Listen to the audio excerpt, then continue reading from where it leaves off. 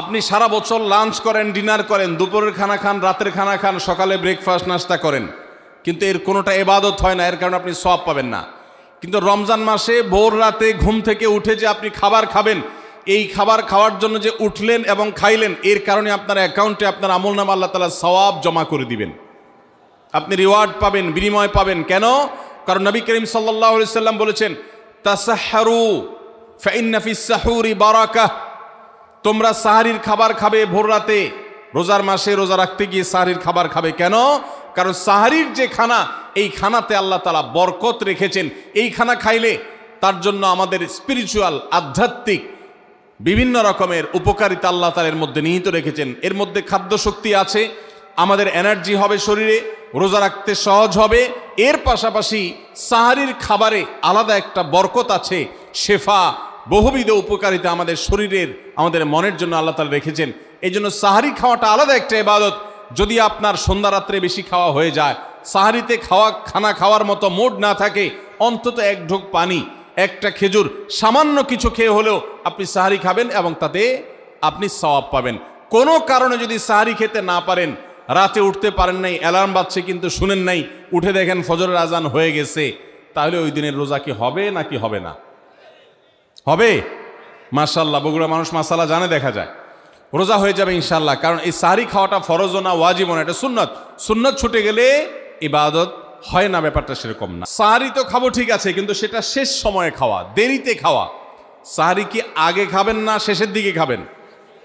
শেষের দিকে। কেন? কারণ নবী করিম সাল্লাল্লাহু আলাইহি সাল্লাম বলেছেন, লা ইয়াজালুন নাসু বিখাইরিন মা আজ্জালুল ফুতুর ওয়া আখারুস সাহুর। এই উম্মত, মুসলিম জাতি ততদিন পর্যন্ত কল্যাণের উপর প্রতিষ্ঠিত থাকবে, তারা কল্যাণকে স্পর্শ করতে পারবে যতদিন পর্যন্ত তারা সাহারি তাড়াতাড়ি খাবে না দেরিতে খাবে? দেরিতে খাবে। আর ইফতার তাড়াতাড়ি করবে। তাহলে সাহারি দেরিতে খাওয়া হলো সুন্নত। আমাদের দেশে গ্রামে অনেক মুরব্বীরা এখনো আছেন, রাত 12টা, 1টা, 2টা বাজে সাহারি খেয়ে শুয়ে থাকেন। তারা চিন্তা করেন পরে খাইতে গেলে আবার বর্ডার ক্রস হয়ে যায় কিনা, সীমা লঙ্ঘন হয়ে যায় কিনা, রিস্ক নেওয়ার দরকার কি, এই জন্য 12টার সময় খেয়ে রাখি। এটার কারণে সাহারি খাওয়ার সওয়াব পাবেন ঠিকই, কিন্তু দেরিতে সাহারি খাওয়ার যে সুন্নত, সেই সুন্নত আদায় হবে না। এই জন্য দেরিতে খাবেন। দেরিতে খাওয়ার মানে আবার এরকম দেরি না যে আপনি আর মুয়াজ্জিন সাহেব দুজন কম্পিটিশন করছেন, আপনার হাতে খাবারের প্লেট আর মুয়াজ্জিনের হাতে মাইক, আপনি আগে শেষ করেন আর মুয়াজ্জিন আগে আজান দিবে, কম্পিটিশন চলছে। এত দেরি করে একেবারে লাস্ট মিনিট পর্যন্ত খাওয়া সুন্নত নয়। কথা কি বুঝাতে পারছি? কয়েক মিনিটের গ্যাপ রেখে তারপরে খাবার শেষ করবেন। কারণ নবী করিম সাল্লাল্লাহু আলাইহি সাল্লাম সাহারি খেয়ে শেষ করে ফজর নামাজ শুরু করতেন, এর মধ্যে 50টা আয়াত পড়ার মতো গ্যাপ রাখতেন, অর্থাৎ প্রায় 10 মিনিটের মতো একটা গ্যাপ থাকতো। এই জন্য আমরা একটা গ্যাপ রেখে তারপর সাহারি শেষ করব। অর্থাৎ ফজরের আজান যদি হয় উদাহরণস্বরূপ 5টা 25-এ বা 30-এ, তাহলে আমরা 2-4 মিনিট আগে সাহারি খেয়ে শেষ করবো ইনশাআল্লাহ। তাহলে সাহারি দেরি করে খাওয়া, শেষের দিকে খাওয়াটা সুন্নত। আল্লাহ আমাদেরকে আমল করার তৌফিক দান করুন। রমজান মাসে সাহারির নামে একটা নতুন নাটক শুরু হয়েছে এদেশে, সেটার নাম হলো সাহারি পার্টি। আপনারা শুনেছেন?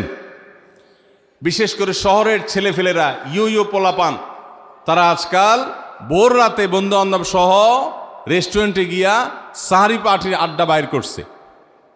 শয়তানি এবং ফাইজলামির আর কোনো জায়গা নাই, সাহারির জন্য পার্টি বাইর করছে, তাও আবার ছেলে মেয়ে একসাথে মিলেমিশে।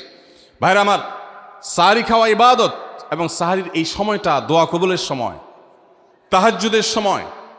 আল্লাহ তাআলা দুনিয়ার আকাশ থেকে ডেকে ডেকে বান্দাকে ক্ষমা করেন। এই সময়টাতে আড্ডাবাজি করা, এটা হতভাগা ছাড়া আর কারোর কোনো কাজ হতে পারে না। তাহলে রমজান মাসের রোজা রাখা এটা শুধু ফরজ না, মৌলিক ফরজ।